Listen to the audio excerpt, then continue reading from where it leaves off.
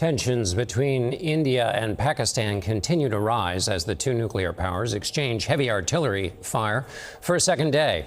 Pakistani officials say more than 30 have been killed in multiple strikes launched by India yesterday. Retaliation, they say, for a militant attack on tourists, which India blames on Pakistan.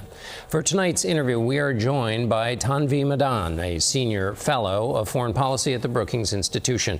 Thank you so much for being with us. For those people who are just catching up with this conflict, summarize where things stand for us. We saw some Indian strikes, military strikes across the border in Pakistan a couple of days ago, or rather last night at this point. The trigger for these were on April 22nd, terrorist attacks in a place called Pahalgam, where a number of civilians were killed. This was the largest civilian attack on civilians since the Mumbai attacks of 2008. India has linked this to groups and individuals based in Pakistan and has said that it was retaliating against terrorist infrastructure. Where we stand at this point is the question of whether now Pakistan retaliates or chooses to take an off-ramp. Tanvi, remind people why this region has been such a sore point for the two countries for so many years.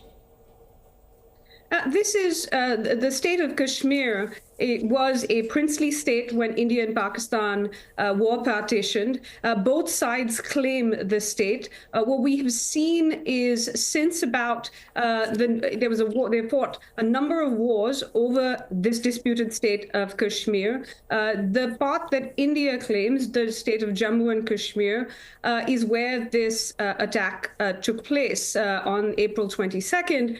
For a number of years since the 1990s, India has accused Pakistan-based terrorist groups of conducting terrorist attacks, not just in the state of Kashmir, but even in other places in India, and targeting not just Indians, but Americans and other country citizens as well.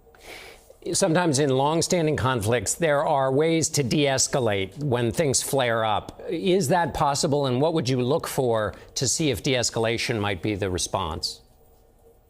In some ways, John, because this is long-standing, we have seen India and Pakistan themselves have mechanisms and ability to climb down from an escalation ladder or not go beyond a certain point. These are two rational actors who have something to lose if this gets out into an all-out conflagration or heightened conflict. And so you will see the two sides themselves use some of these mechanisms. You also have had in the past, and you are seeing again, calls from a number of their partners for de-escalation at this point. And right now, the kind of most of that pressure is on Pakistan, asking it not to take further action. The question is, can countries like the US, perhaps China, others persuade Pakistan not to respond, or if they're going to respond, to keep that response below a certain threshold so that you don't see another Indian retaliation to that.